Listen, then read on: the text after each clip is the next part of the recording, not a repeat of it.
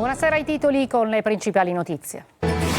E bufera fra governo e magistratura dopo che la Cassazione ha stabilito che i migranti trattenuti nel 2018 a bordo della Diciotti nel porto di Catania devono essere risarciti dallo Stato italiano. A Palermo di nuovo medici aggrediti a Villa Sofia nel presidio di emergenza Bagheria. Arriva anche la condanna per un uomo che nel 2020 colpì violentemente una dottoressa nella Guardia Medica Polizzi Generosa.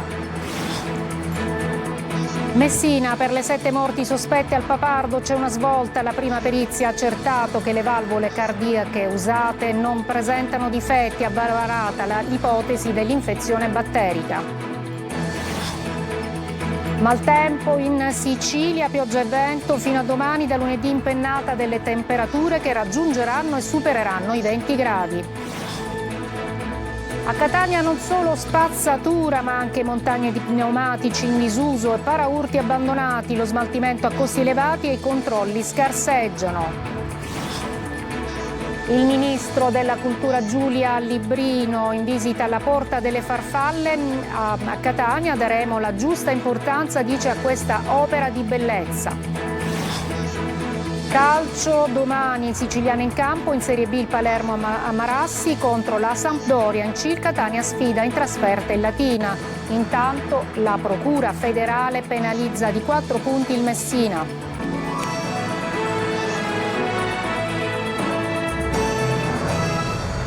Eccoci, buonasera. E dunque bufera politica fra governo e magistratura dopo che la Corte di Cassazione ha stabilito che i migranti trattenuti nel 2018 a bordo di una nave della Guardia Costiera nel porto di Catania dovranno essere risarciti dallo Stato italiano. Sentiamo Manlio Viola. È scontro a tutto campo dopo che la Corte di Cassazione ha stabilito che lo Stato italiano dovrà risarcire i migranti rimasti per 10 giorni sulla nave della Guardia Costiera Diciotti in rada nel porto di Catania nel lontano 2018. Una bufera politica ma anche e soprattutto un nuovo scontro fra governo e magistratura. Mentre sui social scatta l'ira della Presidente del Consiglio Giorgia Meloni, che parla di principio applicato dalla Cassazione assai opinabile e di decisioni che allontanano i cittadini dalle istituzioni, a risponderle è la segretaria del PD, Ellis Klein, per la quale la Cassazione è l'ultimo grado di giudizio e non cambia in base all'umore della Premier. Ciò che allontana i cittadini dalle istituzioni, aggiunge, è una sanità pubblica presa a picconate dai tagli del suo governo, i salari da fame e il quasi miliardo di euro dei contribuenti buttato in Albania per costruire prigioni vuote. Ma la tensione sale anche quando a intervenire il ministro Salvini, che parla di decisione indegna e che a pagare dice siano i magistrati, parole che non vanno giù alla prima presidente della Corte di Cassazione Margherita Cassano, che parla di insulti inaccettabili che mettono in discussione i fondamenti dello Stato di diritto. Sullo sfondo la vicenda del cittadino eritreo che era su quella nave e che ora vive nel Regno Unito, che sottolinea di non volere i soldi del risarcimento, ma soltanto giustizia per i torti subiti. Ancora una morte bianca in Sicilia, un trentenne, Denis Agnello, titolare di un'azienda, è morto a Palermo in contrada Molara, schiacciato dal mezzo che stava guidando e che si è capovolto all'interno della ditta di lavorazione di profilati e alluminio. Sono intervenuti i vigili del fuoco, i carabinieri e i sanitari del 118. Adesso ci occupiamo delle aggressioni, perché ce ne sono di nuove ai medici. 2 gli episodi, uno a Villa Sofia e l'altro a Bagheria. Siamo a Palermo, intanto arriva la condanna per un uomo che nel 2020 aggredì una dottoressa nella Guardia Medica di Polizzi Generosa. Marco Gullà.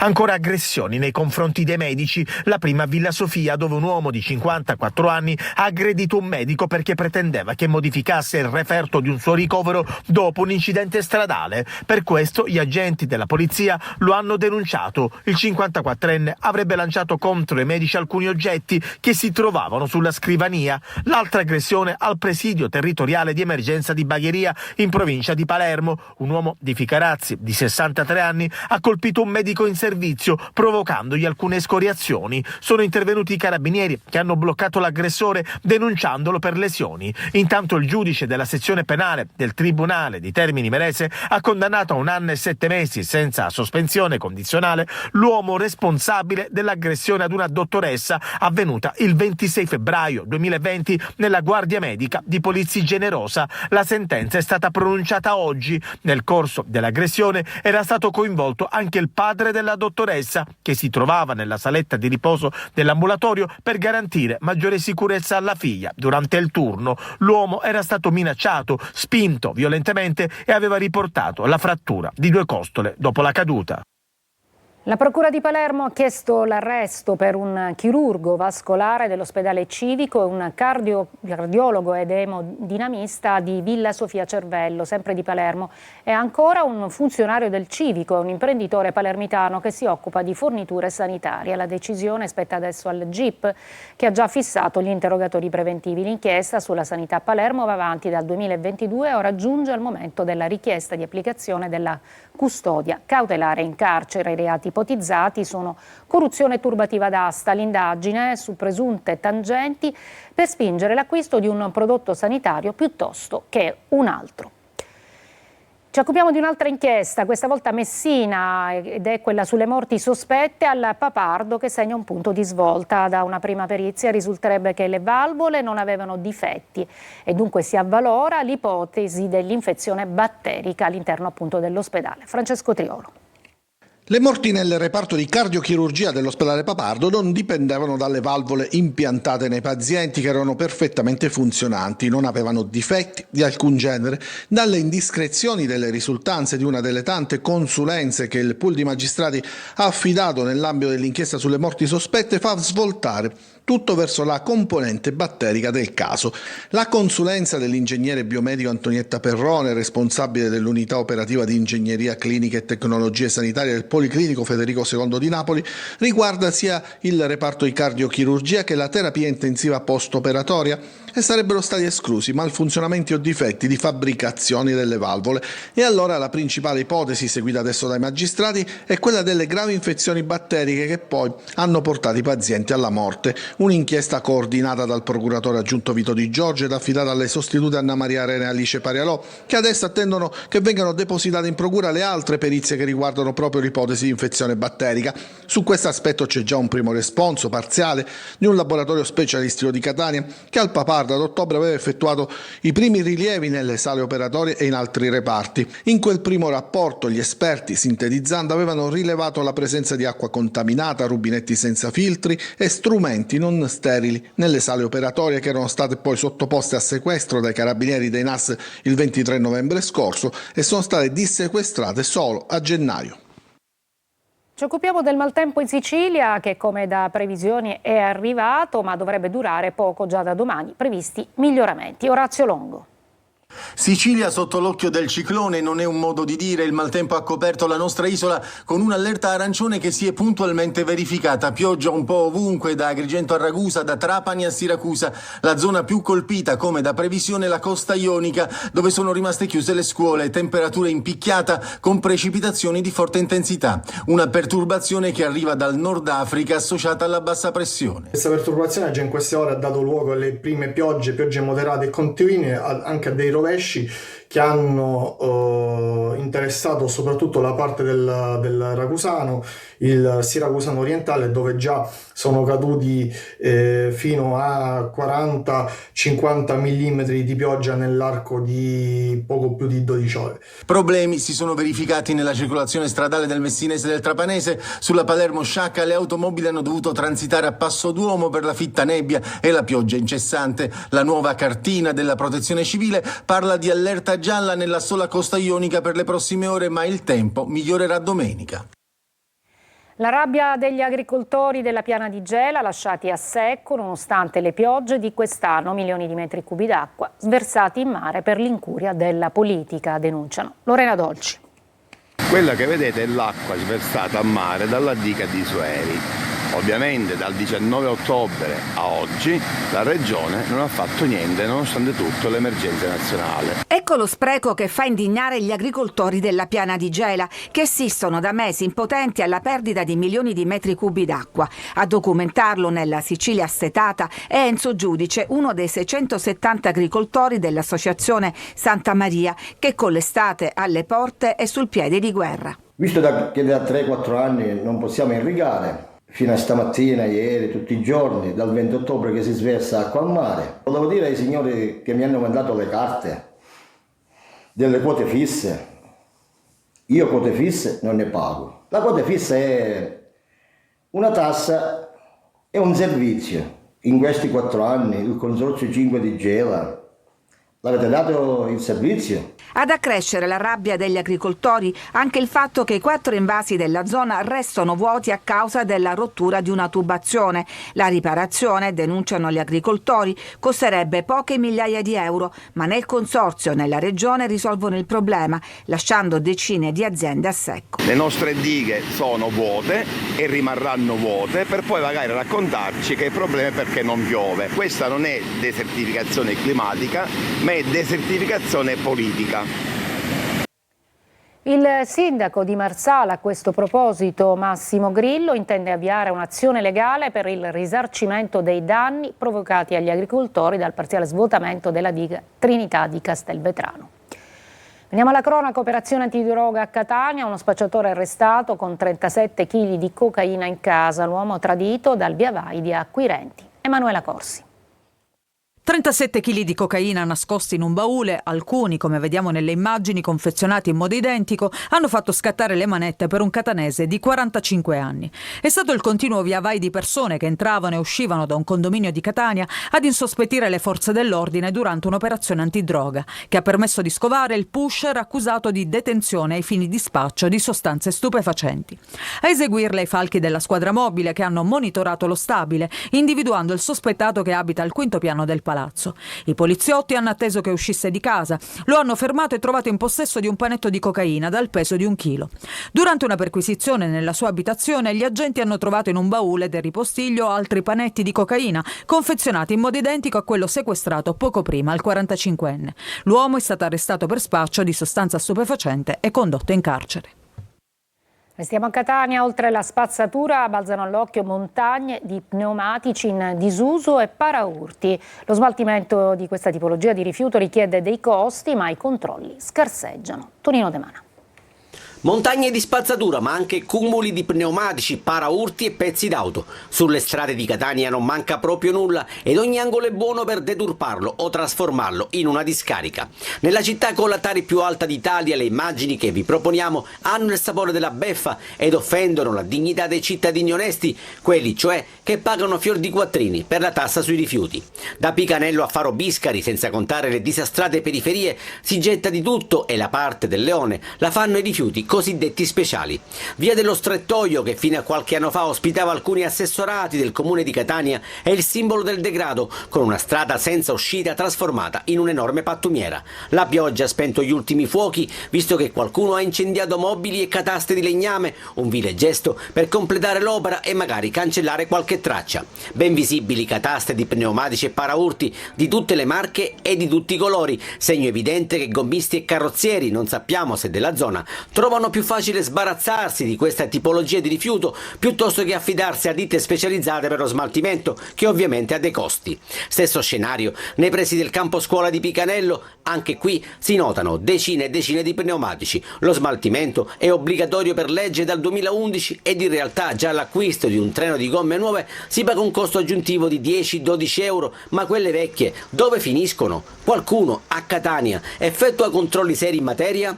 Sulla base di queste immagini lasciamo voi interpretazioni e risposte. Adesso una breve pausa, poi ci occuperemo del reddito di libertà destinato a tutte le donne vittime di violenza.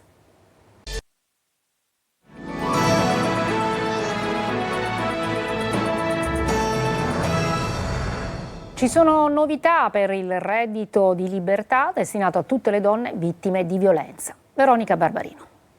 Ci sono battaglie che si combattono all'interno delle mura domestiche e non sempre casa è un rifugio sicuro. A molte donne lasciare tutto e ricominciare da zero, spesso senza soldi e un supporto familiare, spaventa. Fare il primo passo però è sempre possibile, anche grazie al reddito di libertà. Alla vigilia dell'8 marzo l'INPS ha comunicato l'aumento da 400 a 500 euro al mese per un anno per tutte le donne vittime di violenza, con o senza figli, in condizioni di povertà, seguite da centri antiviolenza riconosciuti e servizi sociali. La Casa delle Donne di Ragusa, lo sportello antiviolenza, in rete con Work in Progress, che è il centro antiviolenza di Floridia, noi siamo insieme, abbiamo aiutato 10 donne ad avere il reddito di libertà.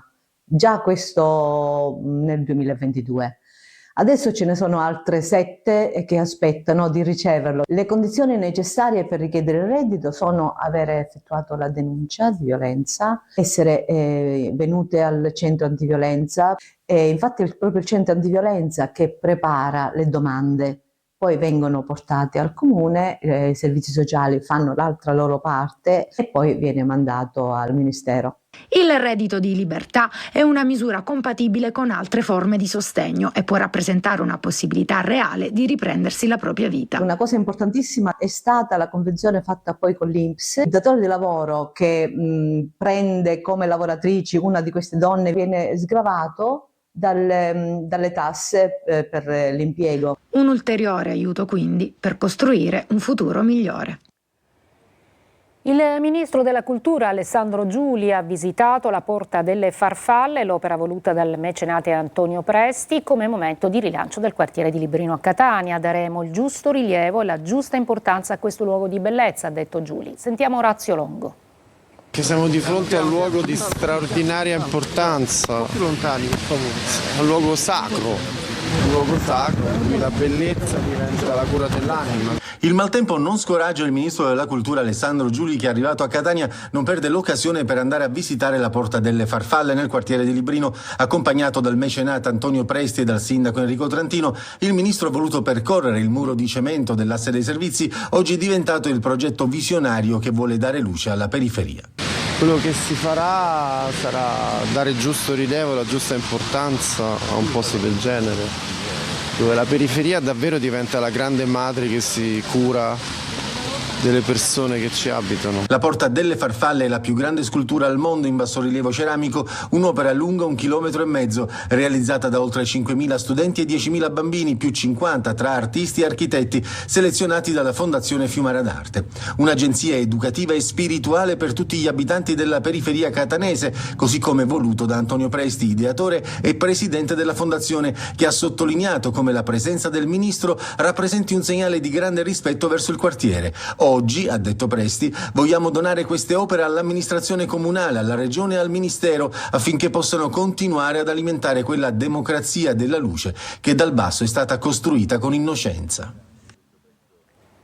Una breve pausa, poi il calcio con gli impegni delle squadre siciliane.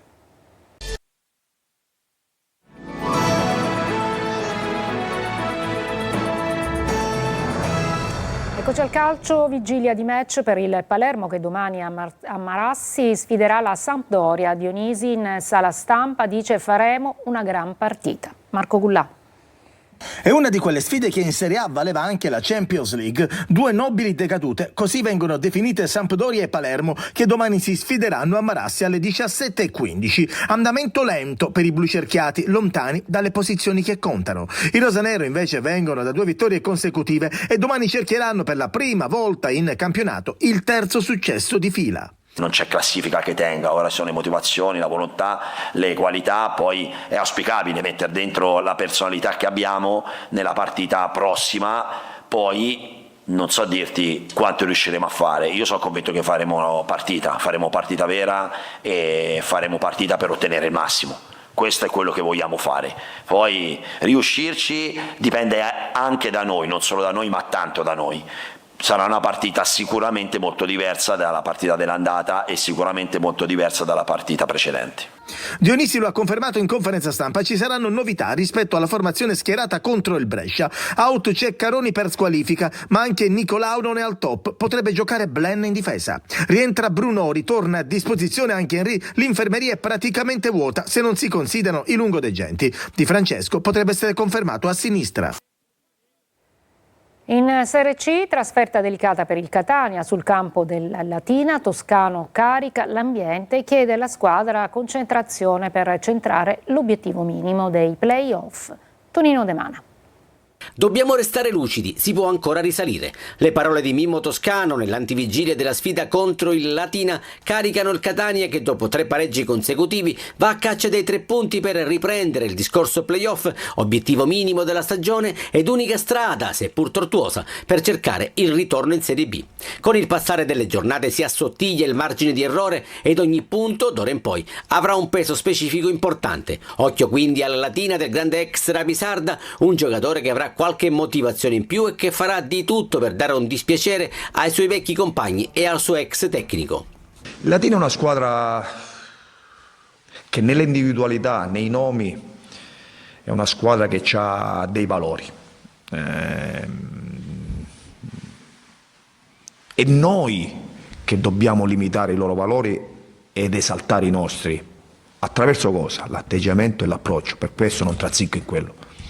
Formazione sempre condizionata dal report medico, in attacco ancora out Inglese alle prese con problemi muscolari, dopo essere stato fermato dal giudice sportivo torna Gherardi, mentre Stoppa dovrà stare fermo per scontare la seconda giornata di squalifica. Latina Catania sarà seguita come sempre da Telecolor, collegamenti sabato dallo stadio Francioni a partire dalle 14:30, immancabili commenti da studio, i messaggi e le interviste ai protagonisti. 4 punti di penalizzazione per il Messina, Taranto escluso dal campionato. Sono le decisioni del Tribunale Federale Nazionale che riscrive la classifica del girone C di Serie C. Francesco Triolo. Il Tribunale Nazionale Federale accoglie la richiesta della Procura e infligge la penalizzazione di 4 punti al Messina per il mancato pagamento entro lo scorso 17 febbraio di contributi e ritenute per il trimestre novembre, dicembre e gennaio, una decisione scontata, attesa anche se si confidava in una sanzione meno pesante. Accolta anche la richiesta della Procura per i 3 mesi di inibizione per il presidente Stefano Alaimo e l'amministratore del club Dudu Sissé. Ma il Tribunale Federale Nazionale inoltre ha ratificato l'esclusione dal campionato per il Taranto, rimuovendo di fatto a tutte le squadre partecipanti al girone C di Serie C i punti conquistati contro i pugliesi. Il Messina così perde altri 6 punti, così come la Casertana. I giallorossi sono distanti adesso 7 lunghezze dai campani, al limite della soglia per disputare il play-out. Il Catania invece perde i 3 punti guadagnati con la vittoria d'andata 5-1 e nella penultima giornata di ritorno osserverà un turno di riposo. A giovarsi dell'esclusione del Taranto nelle posizioni di vertice sono soprattutto Cerignola ed Avellino, entrambe sconfitte dai pugliesi nel girone d'andata. Sorridono anche il Trapani, che aveva pareggiato all'andata, e il Picerno, sconfitto in trasferta. Si attendono ora i provvedimenti che riguardano la Turris, il cui deferimento è arrivato qualche giorno dopo. Intanto è stato ufficializzato il rinvio a data da destinarsi di Catania Turris, in programma mercoledì prossimo e valida per la 31esima giornata. È tutto, grazie per l'ascolto e buona serata.